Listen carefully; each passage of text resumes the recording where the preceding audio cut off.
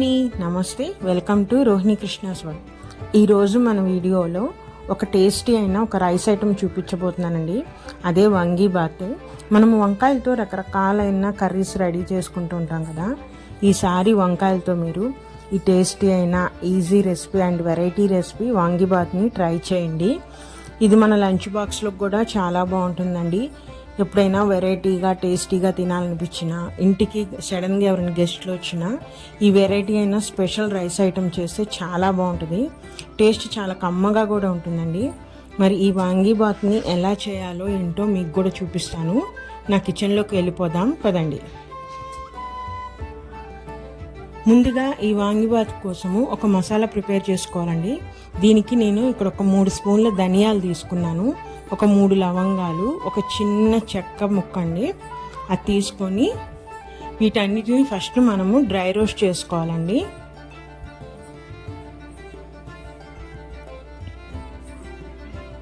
Oil వేయకుండా just మనము వాటిని రోస్ట్ చేసుకోవాలి. లైట్గా చేసుకుంటే సరిపోతుంది.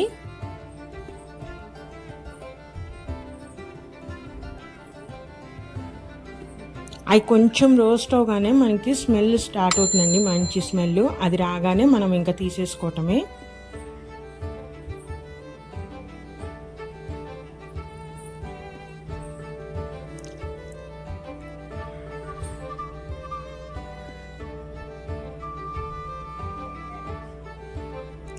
చాలండి, సరిపోతుంది.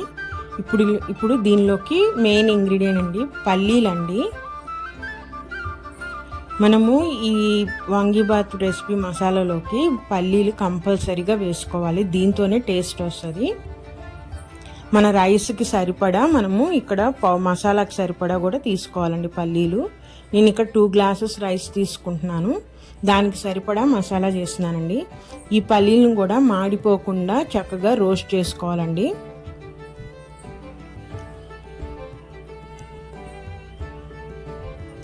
అలాగే దీనిలోకి నేను కారం కోసం ఎండుమిర్చి వాడుతున్నాను.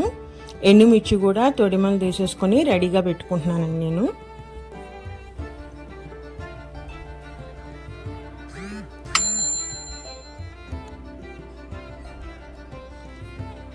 పల్లీలు కూడా మాడిపోకుండా స్లోగా డ్రై రోస్ట్ చేసుకోవాలి. ఈ పల్లీలు వేగటంతోనే ఈ మసాలా టేస్ట్ అని ఉండిద్దండి. ఈ పల్లీలతో పాటు నేను ఎండుమిర్చి కూడా వేసేస్తున్నాను. మనకి కారానికి సరిపడా మనం ఎండుమిర్చి తీసుకోవాలి.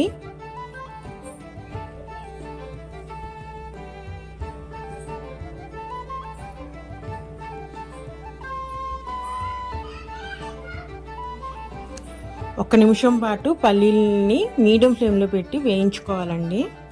అప్పుడే మంచిగా వేగి టేస్ట్ అనేది చాలా బాగుంటుంది మసాలా.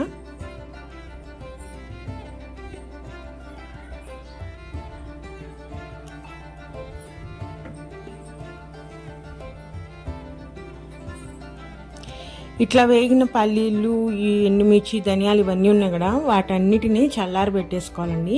చల్లారిపోయిన తర్వాత వీటన్నిటిని ఒక మిక్సీ జార్లో తీసుకొని దానిలోకి ఒక 10 వెల్లుల్లి రెబ్బలు, అలానే మన రైస్కి సరిపడా సాల్ట్, పసుపు కూడా దాంట్లోనే వేసేసి మనం మరీ ఫైన్ పేస్ట్ కాకుండా కొంచెం బరకగా వీడియోలో చూపిస్తున్న విధంగా మనం గ్రైండ్ చేసుకోవాలండి.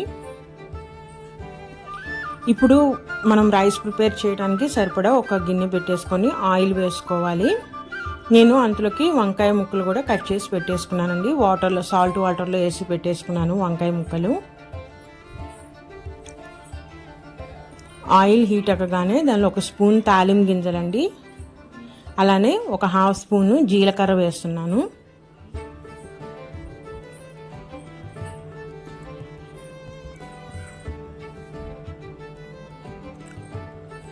తాలిం గింజలు వేగగానే దానిలోకి 1 స్పూన్ అల్లం చిన్నులపాయ పేస్ట్ అండి,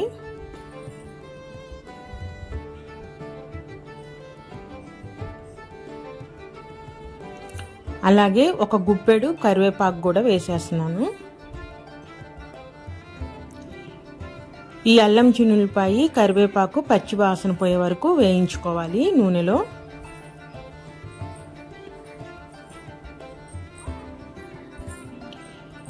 అల్లం చిన్నులపాయ వేగగానే ఉల్లిపాయలండి, నేను వంకాయలు పొడుగ్గా కట్ చేసుకున్నాం కాబట్టి ఉల్లిపాయలు కూడా నేను అదే విధంగా సన్నగా పొడుగ్గా కట్ చేసుకున్నాను.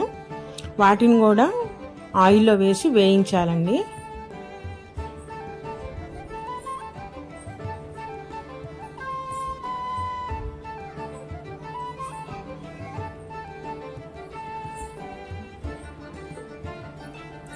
ఉల్లిపాయలు మనకి కొంచెం వేగగానే మనం వంకాయ కూరలోకి ఎట్లా వేగుతాయో అంతేనండి. ఉల్లిపాయలు బాగా బ్రౌన్ కలర్ రానవసరం లేదు. కొంచెం వేగగానే ఇంకా మనం ఇందాక కట్ చేసి పెట్టుకున్న వంకాయ ముక్కలు ఉన్నాయి కదండి, అవన్నీ వేసేసుకోవాలి దీనిలోకి. మనము ఇలా వంకాయలు ముక్కలుగా కాకుండా వంకాయగా కూడా వేసుకోవచ్చండి. అలా గనక తీసుకుంటే ఫస్ట్ వంకాయని మనము శుభ్రంగా కడిగేసి 4 అంటే గుత్తి వంకాయకి ఎలా కట్ చేసుకుంటామో ఆ విధంగా కట్ చేసుకొని ఫస్ట్ వాటిని ఆయిల్లో ఫ్రై చేసుకొని పక్కన పెట్టుకోవాలండి. ఆ విధంగా వంకాయలు వేస్తే చేయాలి. వంకాయ ముక్కలు అయితే డైరెక్ట్గానే మనం ఇప్పుడు ఈ ఉల్లిపాయ దాంట్లో వేసేసి వంకాయల్ని బాగా మగ్గనివ్వాలండి. వంకాయ అంతా ఉడికే వరకు మనం మూత పెట్టేసుకొని మగ్గనివ్వాలి.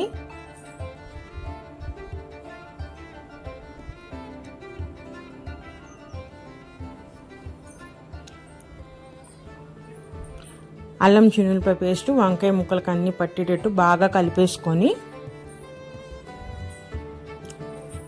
మనము ఒక 5 నిమిషాల పాటు మీడియం ఫ్లేమ్లో పెట్టుకొని మూత పెట్టేసుకొని మగ్గించుకోవాలి వంకాయని.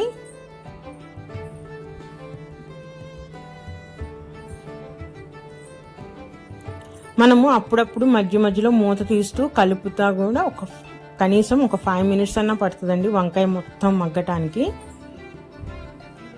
చూడండి వంకాయ మొత్తం మగ్గింది, వాటర్ కూడా బయటకు వచ్చింది కదా. ఈ స్టేజ్లో మళ్ళీ ఒకసారి మొత్తం కలిపేసుకొని మనము మీడియం ఫ్లేమ్లో పెట్టుకునే చేయాలండి. అప్పుడు వంకాయ అనేది పచ్చిదనం లేకుండా బాగా మగ్గుతుంది అన్నమాట. ఇప్పుడు మనం ఇందాక రెడీ చేసి పెట్టుకున్న మసాలా పౌడర్ ఉంది కదా, ఆ మసాలా పౌడర్ మొత్తం వంకాయల్లో వేసేసేయాలండి. అందుకనే మనం ఇప్పుడు రెడీ చేసుకుంటున్న రైస్ క్వాంటిటీని బట్టే మనము మసాలా రెడీ చేసుకోవాలి. ఎందుకంటే దానికి తగ్గ సాల్ట్ కారము అన్నీ ఒకేసారి వేస్తాం కాబట్టి మనం ప్రిపేర్ చేసుకుంటున్న క్వాంటిటీని బట్టి మసాలా రెడీ చేసి పెట్టుకోవాలండి. ఇది రెడీ చేసుకొని మళ్ళీ ఫ్రిడ్జ్లో పెట్టుకుని సెకండ్ టైం వాడచ్చు కానీ అంత ఫ్లేవర్ అనేది ఉండదు. సో ఎప్పటికప్పుడు ఫ్రెష్గా చేసుకుంటే దాని టేస్ట్ బాగుంటుంది, దానిలో నుంచి వచ్చే అరోమా కూడా చాలా బాగుంటుందండి. మసాలా పౌడరు కొంచెం ఆయిల్ తగలగానే మంచి స్మెల్ వస్తుందండి. ఇప్పుడు ఆ మసాలా పౌడర్ అనేది వంకాయకి మొత్తం పట్టేటట్టు బాగా కలుపుకోవాలి. మనము రైస్ 2 గ్లాసెస్ రైస్ తీసుకున్నానని చెప్పాను కదా, ఫస్టే మనము రైస్ బాయిల్ చేసేసుకొని మనం రెడీగా పెట్టుకోవాలండి. చల్లారి పెట్టుకొని రెడీగా పెట్టుకోవాలి.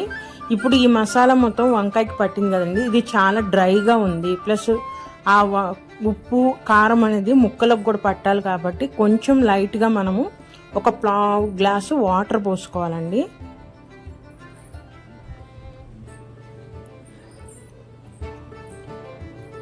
పావు గ్లాసు వాటర్ పోసేసుకొని ఇప్పుడు ఆ వాటర్లో ఈ మసాలా మొత్తం కలిసేటట్టు ఒకసారి కలిపేసేసుకొని 1-2 నిమిషాల పాటు మీడియం ఫ్లేమ్లో పెట్టేసుకోవాలండి. దాంతో ముక్కకి ఉప్పు కారం అనేది అన్నీ పడతాయి.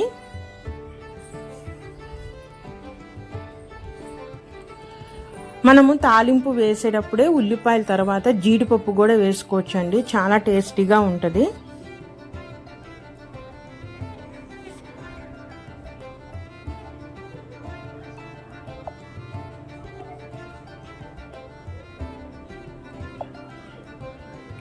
ఒక 2 నిమిషాల తర్వాత మూత తీసేసి ఇప్పుడు మనము ఇందాక రైస్ ఉడకబెట్టి చల్లారబెట్టానని చెప్పాను కదా, ఆ రైస్ మొత్తము ఈ మసాలాల్లో వేసేసేయాలండి.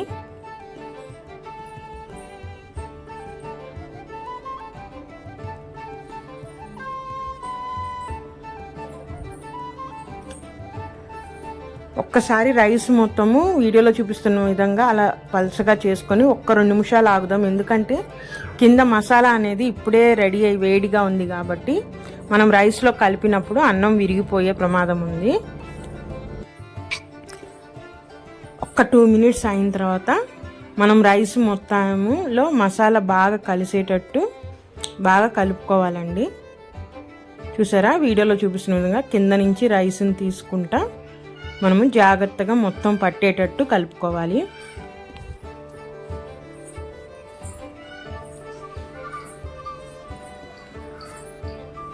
కలిసిపోయిన తర్వాత ఇట్లా ఉంటుందండి. మొత్తం మసాలా అంతా కలిసిపోయి, ఒకవేళ మీకు ఏమైనా సాల్ట్ తగ్గితే ఈ టైంలో కూడా యాడ్ చేసుకోవచ్చు.